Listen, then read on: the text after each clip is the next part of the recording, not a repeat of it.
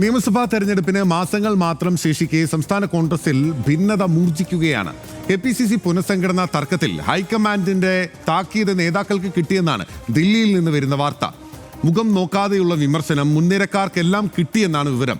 കേരളത്തിൽ മുഖ്യമന്ത്രി സ്ഥാനാർത്ഥി ഉണ്ടാകില്ല, വ്യക്തി കേന്ദ്രീകൃത പ്രചാരണം വേണ്ടെന്നും ഹൈക്കമാൻഡ് നിർദ്ദേശിച്ചു.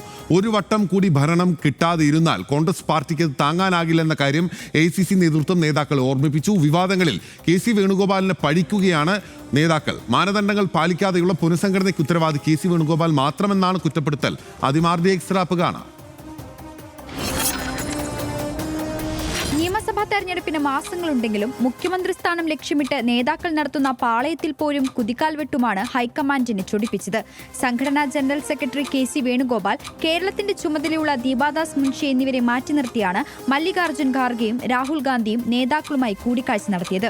സമീപകാലത്തുണ്ടായ പ്രശ്നങ്ങൾക്ക് കാരണം KC വേണുഗോപാലാണെന്ന് നേതാക്കൾ തുറന്നടിച്ചു. VD സതീശന്റെ പിടിവാശി കാരണം തീരുമാനിച്ച നേതൃയോഗം പോലും മാറ്റേണ്ടി വന്ന അവസ്ഥയും നേതാക്കൾ ചൂണ്ടിക്കാട്ടി. KPCC നേതൃത്വവുമായി സഹകരിക്കാത്തതിന് ഹൈക്കമാൻഡ് VD സതീശന് താക്കീത് നൽകി. അച്ചടക്ക ലംഘനം അംഗീകരിക്കാൻ കഴിയില്ലെന്നും ഖാർഗെയും രാഹുലും വ്യക്തമാക്കി. ഒറ്റക്കെട്ടാണെന്ന് പുറമേ പറഞ്ഞാൽ പോരാ, അത് അണികൾക്കും ജനങ്ങൾക്കും ബോധ്യപ്പെടണമെന്ന് കേരള നേതാക്കളോട് ഹൈക്കമാൻഡ് നിർദ്ദേശിച്ചു. തർക്കം തീർത്ത് മുന്നോട്ടു പോകണം, പ്രശ്നങ്ങളുണ്ടെങ്കിൽ നേതാക്കൾ സംസാരിച്ച് പരിഹരിക്കണം. ഒരു വട്ടം കൂടി ഭരണം കിട്ടാതിരുന്നാലുള്ള പ്രത്യാഘാതവും ദേശീയ നേതൃത്വം സംസ്ഥാന നേതാക്കളെ ബോധിപ്പിച്ചു. തെരഞ്ഞെടുപ്പിൽ സ്ഥാനാർത്ഥികളെ നിർത്തുമ്പോൾ ഗ്രൂപ്പ് ആകരുത്, വിജയസാധ്യത മാത്രമാകണം മാനദണ്ഡമെന്നും ഹൈക്കമാൻഡ് വ്യക്തമാക്കി. RT എക്സ്ട്രാപ്പ്, ന്യൂസ് മലയാളം.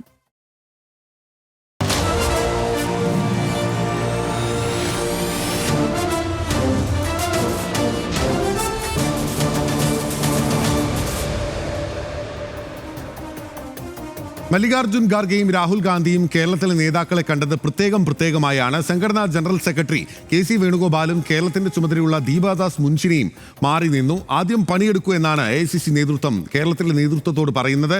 കേരളത്തിലെ നിയമസഭാ തെരഞ്ഞെടുപ്പിൽ കോൺഗ്രസിന് മുഖ്യമന്ത്രി സ്ഥാനാർത്ഥി ഉണ്ടാകില്ലെന്ന് ഹൈക്കമാൻഡ് പറയുന്നു. നേതാക്കൾക്കിടയിലെ ഏകോപനമില്ലായ്മയിൽ ഹൈക്കമാൻഡിന് കടുത്ത അതൃപ്തിയുണ്ട്. നേതാക്കളും അതൃപ്തരാണ്. KPCC പുനഃസംഘടനയിൽ ഹൈക്കമാൻഡിനോട് അതൃപ്തി തുറന്നു പറഞ്ഞിരിക്കുന്നു പല നേതാക്കളും. യൂത്ത് കോൺഗ്രസ് അധ്യക്ഷൻ നിയമനത്തിൽ ഉണ്ടായ അതൃപ്തിയും നേതൃത്വത്തെ അറിയിച്ചു. നേതാക്കൾക്കിടയിൽ തുടരുന്ന അനൈക്യത്തെ പറ്റി പലരും തുറന്നടിക്കുകയും ചെയ്തു. സ്വന്തം ഇമേജ് വർദ്ധിപ്പിക്കാൻ മാത്രമാണ് പലരും പ്രവർത്തിക്കുന്നതെന്നാണ് പല നേതാക്കളുടെയും പരാതി. അധ്യക്ഷനും നേതാവിനുമെതിരെ പരാതികൾ ഉയരുന്നു. VD സതീശൻ പല കാര്യങ്ങളിലും കൂടിയാലോചന നടത്തുന്നില്ല എന്നുള്ളതാണ് പരാതി. KPCCയിൽ കേന്ദ്രീകരിക്കേണ്ട സണ്ണി ജോസഫ് മിക്കവാറും അവിടെ ഉണ്ടാകാറില്ലെന്നും പല നേതാക്കളും പരാതി പറഞ്ഞു. പടയൊരുക്കം KCക്കെതിരെയോ എന്നുള്ളതാണ് പ്രധാനപ്പെട്ട ചോദ്യം. സമീപകാല പ്രശ്നങ്ങളിൽ KC വേണുഗോപാലിനെതിരെ നേതാക്കൾ തിരിഞ്ഞു. പുനഃസംഘടനയെ തുടർന്നുണ്ടായ പ്രശ്നങ്ങളുടെ ഉത്തരവാദിത്തം KCക്ക് മാത്രമെന്ന ആക്ഷേപവും പല നേതാക്കളും ഉന്നയിച്ചു. ഹർഷൻ, ഇതിപ്പോൾ വലിയ പ്രഖ്യാപനങ്ങൾ ഒരു ഭാഗത്തുണ്ടാകുമ്പോഴാണ് തൊട്ടടുത്ത വിഷയമായി നമ്മുടെ മുന്നിലേക്ക് വരുന്നത്.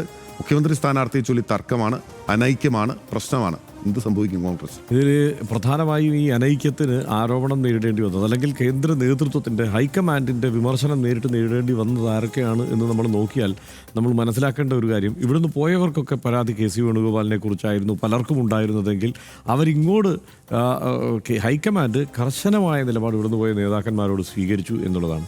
അതായത് ഹൈക്കമാൻഡിന് KC വേണുഗോപാലിനെതിരായ വിമർശനങ്ങൾ അവിടെ കേൾക്കേണ്ടതില്ല എന്ന സന്ദേശം കൂടിയാണ് ഈ കൊടുത്തിരിക്കുന്നത്. കാരണം ഇത് ഹൈക്കമാൻഡ് എന്ന് പറയുമ്പോൾ ഇത് നേരിട്ട് രാഹുൽ ഗാന്ധിയുമായി സംസാരിക്കുകയോ ആ മട്ടിലല്ല ഈ കാര്യങ്ങൾ ഇപ്പോൾ പോകുന്നത്. ഇവിടെ ഇപ്പോൾ ദീപാദാസ് മുൻഷി വളരെ സൂക്ഷ്മമായി താഴെത്തട്ടിൽ വരെ കർശനമായി ഇടപെടുന്ന ഒരു നേതാവാണ്. മറ്റു പല ഹൈക്കമാൻഡിൻ്റെ പ്രതിനിധികളെ പോലെ അല്ല ദീപാദാസ് മുൻഷിയുടെ ഒരു പ്രവർത്തന രീതി.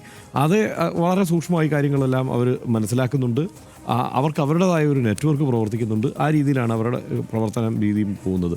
എന്താ സംഭവിക്കുന്നത് എന്നുള്ളതിൻ്റെ കൃത്യമായ ഫീഡ്ബാക്ക് ഇവരവിടെ കൊടുത്തിട്ടുണ്ടാവണം. ഈ യോഗത്തിൽ അവർ ഈ ഒറ്റയ്ക്ക് കാണുമ്പോൾ പ്രത്യേകം അവർ പങ്കെടുത്തിട്ടില്ല എങ്കിൽ കൂടി ഫീഡ്ബാക്ക് ആ വഴിക്ക് തന്നെയായിരിക്കും അവിടെ എത്തിയിട്ടുണ്ടാവുക. രണ്ടാമത്തെ കാര്യം, ഇതിൽ ഹൈക്കമാൻഡ് ഈ നിലപാട് സ്വീകരിച്ചെങ്കിലും യഥാർത്ഥ പ്രശ്നം എന്താണ് ബില്ല്? ഇവിടെ വേറെ എന്തെങ്കിലും പ്രശ്നം ഉണ്ടായിരുന്നോ? ഇവിടെ KC വേണുഗോപാൽ എന്ന ഒരു നേതാവിൻ്റെ ഇടപെടൽ കൂടി ഇല്ലാതെ ഇവിടെ പ്രതിപക്ഷത്തിന് മുന്നോട്ട് പോകാനാവാത്ത സ്ഥിതിയൊന്നും തൽക്കാലം ഉണ്ടായിരുന്നില്ല. കാരണം VD സതീശൻ കൃത്യമായ ഒരു പ്രതിപക്ഷ നേതാവിൻ്റെ റോളൊക്കെ നിർവഹിച്ച് തന്നെയാണ് മുമ്പോട്ട് പോയിക്കൊണ്ടിരുന്നത്. വളരെ അഗ്രസീവായ സമീപനമായിരുന്നു അദ്ദേഹത്തിൻ്റേത്. ആ നിലയ്ക്ക് ഇപ്പോൾ കഴിഞ്ഞ രമേശ് ചെന്നിത്തലയുടെ കാലത്ത് തുടർച്ചയായ ആരോപണങ്ങളൊക്കെ വന്നിരുന്നെങ്കിലും സർക്കാരിനെതിരെ കൊണ്ടുവരാൻ കഴിഞ്ഞിരുന്നെങ്കിലും ഇപ്പോൾ VD സതീശൻ ഒരു പ്രതിപക്ഷ നേതാവ് എന്ന നിലയിൽ അദ്ദേഹത്തിൻ്റെതായ ഒരു ട്രാക്ക് സൃഷ്ടിച്ച് മുമ്പോട്ട് പോവുക തന്നെയായിരുന്നു. പക്ഷേ അപ്പോഴാണ് ഇവിടെ താല്പര്യങ്ങളിലേക്ക് കാര്യങ്ങൾ മാറിയത്. അതിന് കാരണം ഇതിനൊക്കെ അടിസ്ഥാന കാരണം ഇതിലേക്കൊക്കെ ഇത് ട്രിഗർ ചെയ്യുന്ന സംഗതികൾ, അതായത് ഇവിടേക്ക് കടന്നു വരാനുള്ള ഒരു അവസരത്തിലേക്കോ ഒരു സാധ്യതയിലേക്കോ KC വേണുഗോപാൽ കരുതിയിരിക്കുന്നു. അദ്ദേഹത്തിലേക്ക് അധികാരമുള്ളിടത്തേക്ക് പതിവ് പോലെ എല്ലാ നേതാക്കന്മാരും ചായുന്നു. ഇവിടെ ഉറച്ച ഒരു ഗ്രൂപ്പ് സംവിധാനം പൊതുവെ ഇല്ലാത്തത് കൊണ്ട് എല്ലായിടത്തും നമ്മൾ നേരത്തെ പറഞ്ഞതുപോലെ മറ്റേ ഗീവർഗീസ് പുണ്യാളനെയും ഇപ്പുറത്ത് വ്യാളിയെയും തൊഴുന്ന അവസ്ഥയിലേക്ക് കാര്യങ്ങൾ മാറി. ഇതിൻ്റെ തുടർച്ചയിലാണ് ഇത് സംഭവിക്കുന്നത്. അപ്പോൾ ആത്യന്തികമായി KC വേണുഗോപാൽ ഇവിടെ നിന്ന് ആ കാലം ഒന്ന് പറിച്ചാൽ ഇവിടുത്തെ പ്രശ്നം അപ്പം തീരും എന്നാണ് സത്യത്തിൽ സംഭവിക്കുക. പിന്നെ പ്രതിപക്ഷമായി ഇവർ പ്രവർത്തിച്ച് തുടങ്ങും എന്നതുമാണ്. ഇതിപ്പോൾ ആരെ തൊഴണം എന്ന പ്രശ്നം നിലനിൽക്കുന്നു. ആ നിലയ്ക്ക് തൊഴേണ്ടതുണ്ടോ എന്നുള്ള സംശയം വേറൊരു ഭാഗത്ത് നിൽക്കുന്നു. ഇതാണ് എല്ലാ പ്രശ്നങ്ങളുടെയും അടിസ്ഥാനമെന്ന് ഇവിടെ പ്രവർത്തിക്കുന്ന പ്രതിപക്ഷം അല്ലെങ്കിൽ കോൺഗ്രസിൻ്റെ പല നേതാക്കന്മാരും വിശ്വസിക്കുകയും ചെയ്യുന്നു. ആ അതിർത്തിയാണ് അവർ പ്രകടമാക്കിയത്. പക്ഷേ വിമർശിക്കപ്പെട്ടത് ആരാണ്? VD സതീശൻ വിമർശിക്കപ്പെടുകയാണ് അവിടെ ചെല്ലുമ്പോൾ ചെയ്യുന്നത്. അതായത് ഒത്തുപോകുന്നില്ല എന്നുള്ള പരാതിയാണ് VD സതീശനെതിരെ ഉണ്ടാകുന്നത്. VD സതീശൻ ആരോടാണ് ഒത്തുപോകേണ്ടത്? അവിടെ KC വേണുഗോപാലിനോട് ഒത്തുപോവുക. അതായത് പുണ്യാളൻ ആരാണ് എന്നുള്ളതിൽ ഒരു വ്യക്തതയാണ് സത്യത്തിൽ ഹൈക്കമാൻഡിൽ നിന്നുണ്ടായിരിക്കുന്നത്. അതുകൊണ്ട് താഴെ ഇനി അങ്ങോട്ട് എന്താ സംഭവിക്കുക? വ്യാളിയെ തൊടുന്നത് അവസാനിപ്പിക്കും, പുണ്യാളനെ മാത്രം തൊഴുതാൽ മതി എന്നുള്ള നിലയിലേക്ക് കാര്യങ്ങൾ മാറണം എന്ന സന്ദേശമാണ് കൊടുക്കുന്നത്. സത്യത്തിൽ ഇതല്ല സംഭവിക്കേണ്ടത് എന്നുള്ളതാണ്. ഇപ്പോൾ എല്ലാവരെയും വിമർശിച്ചു എന്ന് പറയുമ്പോൾ ആ വിമർശനത്തിൽ ഉൾപ്പെടേണ്ട ആളെക്കുറിച്ച് ഇവിടുന്ന് ചില വിമർശനങ്ങൾ അങ്ങോട്ട് ചെന്നതേ ഉള്ളൂ. അവിടെ നിന്നുള്ള വിമർശനമില്ല. ഇനിയിപ്പോൾ അവിടെ ഹൈക്കമാൻഡിൽ തലത്തിൽ ആ നിലയ്ക്കൊക്കെ ഒരു ചർച്ച നടക്കുന്ന സംവിധാനമാണോ കോൺഗ്രസ് എന്ന് ചോദിച്ചാൽ സംഘടനാ ജനറൽ സെക്രട്ടറിക്കെതിരെ വേറൊരു ചർച്ച നടത്താൻ പോകുന്ന സംവിധാനം എന്ന് പറയുന്നത് അതിന് താഴേക്കുള്ള ആരെങ്കിലും ഉൾപ്പെടുന്ന ഒരു സംവിധാനമായിരിക്കില്ല. അതിൽ ആരൊക്കെയാണ് വേണ്ടത്? രാഹുൽ ഗാന്ധി ഉണ്ടാവണം, പരമാവധി മല്ലികാർജ്ജുൻ ഖാർഗെ ഉണ്ടാവും, പിന്നെ സംഘടനാ ജനറൽ സെക്രട്ടറിയും കാണും. ആ സിസ്റ്റത്തിൽ അത് ആ നിലയ്ക്കല്ലല്ലോ സംഭവിക്കുക. അതുകൊണ്ട് എന്താണ് കേരളത്തിൽ അടുത്ത തെരഞ്ഞെടുപ്പിൽ ആര് നയിക്കും, ആരായിരിക്കും ഒരുപക്ഷെ അധികാരത്തിലേക്ക് കോൺഗ്രസ് എത്തിയാൽ അതിനെ നയിക്കുക എന്നുള്ള കാര്യത്തിലൊക്കെയുള്ള ഒരു വ്യക്തതയാണ് സത്യത്തിൽ ഇത്തവണത്തെ ഡൽഹി യോഗത്തിൽ വന്നത് എന്നാണ് എനിക്ക് തോന്നുന്നത്. പിന്നെ ഉറപ്പായും ഞാനും അപ്പനും സുഭദ്രയും ഈ സംവിധാനം നമ്മുടെ ട്രസ്റ്റും കൊണ്ട് ഇങ്ങനെ മുന്നോട്ട് പോകാനാകില്ല എന്ന ഒരു യാഥാർത്ഥ്യ ബോധത്തിലേക്ക് കോൺഗ്രസ് എത്തിച്ചേരേണ്ട ഒരു സമയം കഴിഞ്ഞിരിക്കുന്നു. മറുഭാഗത്ത് വലിയ പ്രഖ്യാപനങ്ങൾ നടത്തിയിരിക്കുന്നു പിണറായി വിജയൻ. മാത്രമല്ല വലിയ പ്രതിസന്ധി ഉണ്ടാകാവുന്ന ഒരു വിഷയത്തെ അപ്രസക്തമാക്കിക്കൊണ്ടാണ് ഈ പ്രഖ്യാപനങ്ങളിലേക്ക് പോകുന്നത്. അപ്പോൾ പ്രതിപക്ഷം ഇവിടെ എവിടെയാണ് എന്നുള്ളതാണ്. എല്ലാ പ്രതിപക്ഷവും ഉന്നയിക്കുന്നതാണ് ഇത് തെരഞ്ഞെടുപ്പ് കണ്ടുള്ള സ്റ്റണ്ടാണ് എന്നുള്ള ഒരു ആരോപണം എല്ലാ പ്രതിപക്ഷ പാർട്ടികൾക്കും ഉന്നയിക്കാനാവുന്നതാണ്. പക്ഷെ അതിനെങ്ങനെ മറികടക്കാനാകും എന്നുള്ള ചോദ്യം സ്വയം ചോദിക്കേണ്ട സമയമാണല്ലോ. ആ സ്വയം ചോദിക്കേണ്ട സമയത്ത് നിർഭാഗ്യവശാൽ കേരളത്തിലെ മുഖ്യ പ്രതിപക്ഷമായിട്ടുള്ള കോൺഗ്രസ് പാർട്ടി UDFിലെ ഏറ്റവും പ്രധാനപ്പെട്ട പാർട്ടി അവിടെ മുഖ്യമന്ത്രി സ്ഥാനാർത്ഥി ആരാകും എന്നുള്ള വലിയ തർക്കത്തിലാണ് നിലനിൽക്കുന്നത്. മുഖ്യമന്ത്രി സ്ഥാനാർത്ഥി ആരാകും എന്നതിന് മുൻപ് ജയിച്ചാലേ മുഖ്യമന്ത്രി ഉണ്ടാവൂ എന്നുള്ള ബോധ്യം ഈ പല നേതാക്കൾക്കും ഉണ്ടാകുന്നില്ല എന്നുള്ളത് പ്രശ്നമാണ്. അതിൽ ഒരു ഭാഗത്ത് നിൽക്കുന്നത് ഈ ഹർഷം പറഞ്ഞതുപോലെ കോൺഗ്രസിൻ്റെ സംഘടനാ ചട്ടപ്രകാരം കോൺഗ്രസ് അധ്യക്ഷ കഴിഞ്ഞാൽ ഏറ്റവും പ്രധാനപ്പെട്ട പദവി രാഹുൽ ഗാന്ധിക്ക് മുകളിലാണ് സംഘടനാ ചട്ടപ്രകാരം KC വേണുഗോപാൽ ഇരിക്കുന്നത്. കാരണം സംഘടനാ ജനറൽ സെക്രട്ടറിയാണ്. രാഹുൽ ഗാന്ധി അതിനേക്കാൾ വലിയ നേതാവാണ് എന്ന കാര്യം നമുക്കറിയാവുന്നതാണ്. പക്ഷേ സംഘടനാ ചട്ടപ്രകാരം സംഘടനാ ജനറൽ സെക്രട്ടറി എന്ന് പറയുന്ന പദവിയിലിരിക്കുന്ന വ്യക്തിയാണ്. ആ വ്യക്തി ഉൾപ്പെടെ മുഖ്യമന്ത്രി സ്ഥാനം ആഗ്രഹിക്കുന്നു എന്ന കാര്യത്തിൽ സംശയമില്ല. ആഗ്രഹിക്കുന്നതിൽ തെറ്റൊന്നും പറയാൻ എല്ലാ ആഗ്രഹങ്ങളുണ്ടാകും. കോൺഗ്രസിൽ അങ്ങനെ നിരവധി മുഖ്യമന്ത്രി സ്ഥാനമോഹികളുണ്ട്. പക്ഷേ 3 പേരാണ് പ്രധാനമായും ഈ പോസ്റ്റിന് വേണ്ടി കോൺടസ്റ്റ് ചെയ്യുന്നത്. VD സതീശൻ, രമേശ് ചെന്നിത്തല, നിലവിലെ സാഹചര്യത്തിൽ KC വേണുഗോപാൽ ഉൾപ്പെടെയുള്ള ആളുകൾ. മറ്റാരും നിലവിൽ മുഖ്യമന്ത്രി സ്ഥാനം ആഗ്രഹിക്കുന്നുവെന്ന് നമുക്ക് ആഗ്രഹിക്കുന്നവരുണ്ടാകും. പക്ഷേ അതിലേക്ക് എത്തിച്ചേരുമെന്ന് നമ്മൾ കരുതുന്നില്ലല്ലോ. അപ്പം ഇവിടെയുള്ള പ്രധാനപ്പെട്ട പ്രശ്നം നിങ്ങൾ ഈ വിധത്തിൽ ഉൾപാർട്ടി പ്രശ്നവും തമ്മിൽ തല്ലുമായി മുന്നോട്ട് പോയാൽ നിങ്ങൾക്ക് എങ്ങനെ ഭരണം പിടിക്കാനാകും എന്നുള്ളതാണ്. കോൺഗ്രസ് തോൽക്കുന്നിടത്ത് ആരാണ് ജയിക്കുന്നത് എന്നുള്ള പ്രധാനപ്പെട്ട ചോദ്യം കൂടി നിലനിൽക്കുന്നുണ്ടല്ലോ. ആ വോട്ടുകൾ അതേപടി CPMലേക്ക് പോകും എന്ന് ഇവർ വിചാരിക്കുന്നുണ്ടോ? അല്ലെങ്കിൽ കോൺഗ്രസ് തോക്കുന്ന സ്ഥലത്ത് CPM ജയിക്കും എന്നതാണോ? നമ്മൾ മറ്റ് സംസ്ഥാനങ്ങളുടെ സാഹചര്യമല്ല കേരളത്തിലുള്ളത്. അപ്പോൾ പോലും കോൺഗ്രസ് തോക്കുന്നിടത്തെല്ലാം അധികാരത്തിലെത്തിയിട്ടുള്ളത് BJP ആണ്. BJP അവിടെ അധികാരത്തിലെത്തി. പിന്നീട് കോൺഗ്രസ് ഇല്ലാതാവുന്ന കാഴ്ച വന്നിട്ടുണ്ട്. അതിൽ വിഭിന്നമായി നിൽക്കുന്ന ഒരേ ഒരു സംസ്ഥാനം സമീപകാല അനുഭവത്തിൽ തെലുങ്കാന മാത്രമാണ്. കോൺഗ്രസ് പാടെ ഇല്ലാതായിപ്പോയി വീണ്ടും തിരിച്ചു വന്നിട്ടുള്ളത്. പക്ഷേ കേരളം പോലൊരു സംസ്ഥാനത്തിൽ അത് സാധ്യമാണോ എന്നുള്ള ചോദ്യം നിലനിൽക്കുന്നുണ്ട്. ഇങ്ങനെ ഒരുപാട് ചോദ്യങ്ങൾ നിലനിൽക്കുന്നതിനിടയിലാണ് ഇവിടുത്തെ ഏറ്റവും പ്രധാനപ്പെട്ട നേതാക്കൾ തമ്മിലടിയും ഐക്യമില്ലായ്മയും മുന്നോട്ട് പോകുന്നത്. അത് പരിഹരിക്കുക എന്നുള്ളതായിരുന്നു AICC നേതൃത്വത്തിന് മുന്നിലുള്ള പ്രധാനപ്പെട്ട പ്രശ്നം. പക്ഷേ ഈ പരിഹരിക്കാൻ നിൽക്കുന്ന AICC നേതൃത്വം വൺ സൈഡഡ് ആയി പോയോ എന്നുള്ള ഹർഷം ചോദിക്കുന്ന പ്രധാനപ്പെട്ട ചോദ്യവും അവിടെ കാതലായി തന്നെ നിലനിൽക്കുകയാണ്. എന്താണ് അടിസ്ഥാനപരമായ പ്രശ്നം? ഇപ്പോൾ ദീപാദാസ് മുൻഷി കേരളത്തിന് ചുമതലയുള്ള AICC ജനറൽ സെക്രട്ടറി ആണെങ്കിൽ പോലും KC വേണുഗോപാലിന് താഴെയുള്ള AICC ജനറൽ സെക്രട്ടറി മാത്രമാണ്. അപ്പോൾ ഈ എത്തുന്ന കാര്യങ്ങൾ വളരെ കൃത്യമാണോ എന്നുള്ള ഒരു പ്രധാനപ്പെട്ട ചോദ്യം കൂടെ നിലനിൽക്കുന്നുണ്ട്. പുറത്തു വന്ന വാർത്തകൾ അനുസരിച്ച് ഈ വിധത്തിൽ VD സതീശന് രൂക്ഷമായ വിമർശനം ഉണ്ടായി എന്ന വിധത്തിലുള്ള വാർത്തകളടക്കം പുറത്തു വന്നിരുന്നു.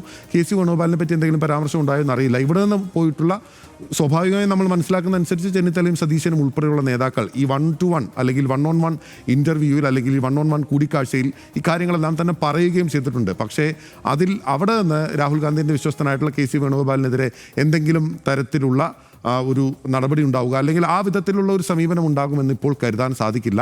എങ്ങനെ കോൺഗ്രസിലെ പ്രശ്നം അവസാനിപ്പിക്കുമെന്ന് ചോദിച്ചാൽ അതൊരു കീറാമുട്ടിയായി തുടരും എന്നാണ് എനിക്ക് തോന്നുന്നത്. ഇപ്പോൾ ഹൈക്കമാൻഡ് പറഞ്ഞു, മല്ലികാർജ്ജുൻ ഖർഗെ പറഞ്ഞു, അല്ലെങ്കിൽ രാഹുൽ ഗാന്ധി സോണിയാഗാന്ധിയോ നേരിട്ട് പറഞ്ഞു, അതുകൊണ്ട് ഈ പ്രശ്നമെല്ലാം അങ്ങ് തീർത്തേക്കാം എന്ന് കേരളത്തിലെ കോൺഗ്രസ്സുകാരും തീരുമാനിക്കും എന്ന് ഈ ഘട്ടത്തിൽ കരുതാനാകില്ല.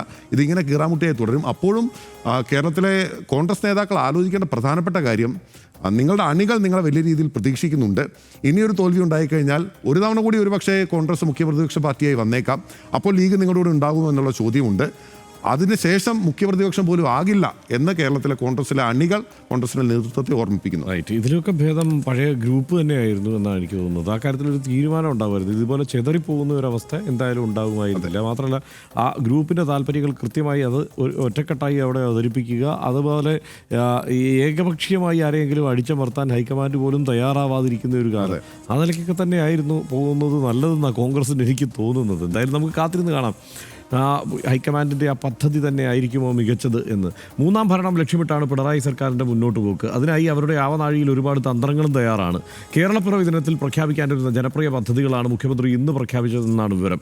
കേരളപ്പിറവി ദിനത്തിലും ചിലപ്പോൾ വോട്ടുറപ്പിക്കാൻ പുത്തൻ പദ്ധതികൾ പ്രഖ്യാപിച്ചേക്കാം. CPI ഉയർത്തിയ വമ്പൻ തർക്കം അവർ രമ്യമായി പരിഹരിക്കുകയും ചെയ്തിരിക്കുന്നു. എന്നാൽ തമ്മിലടിയും കുതിൽക്കാൽവെട്ടും ഗ്രൂപ്പ് യുദ്ധവും കോൺഗ്രസിൽ തുടരുന്നത് ഈ സാഹചര്യത്തിൽ ശരിയാവില്ല. ശബരിമല സ്വർണ്ണമോഷണ വിവാദത്തിലും മറ്റും പിണറായി സർക്കാർ പ്രതിസന്ധിയിലായി. ഭരണസാധ്യതയുടെ നേരിയ പ്രതീക്ഷ വന്നപ്പോഴാണ് കോൺഗ്രസ് വീണ്ടും ഈ അടികലശലിലേക്കൊക്കെ പോയിരിക്കുന്നത്. ഇത് നടപ്പില്ലെന്ന കർശന നിർദ്ദേശം നൽകിയിരിക്കുന്നുണ്ട് ഹൈക്കമാൻഡ്. അകമേ പോരടിക്കുന്ന അലകും പിടിയും തെറ്റിയ ഒരു സംഘടനാ സംവിധാനത്തിന് എങ്ങനെ സർക്കാരിനെതിരെ സമരപരിപാടികൾ ആവിഷ്കരിക്കാനാകും എന്നുള്ള ചോദ്യം വിമർശകർ ഉയർത്തുന്നുണ്ട്. വരും ദിവസങ്ങളിൽ ഗ്രൂപ്പ് പോരൊക്കെ തൽക്കാലത്തേക്ക് മാറ്റിവെച്ച് ഒറ്റക്കെട്ടായി മികച്ച പ്രതിപക്ഷ പ്രവർത്തനം കാഴ്ചവെക്കാൻ കോൺഗ്രസിനും UDF-നും ആകട്ടെ എന്ന് തന്നെയാണ് RDX ആശംസിക്കുന്നത്.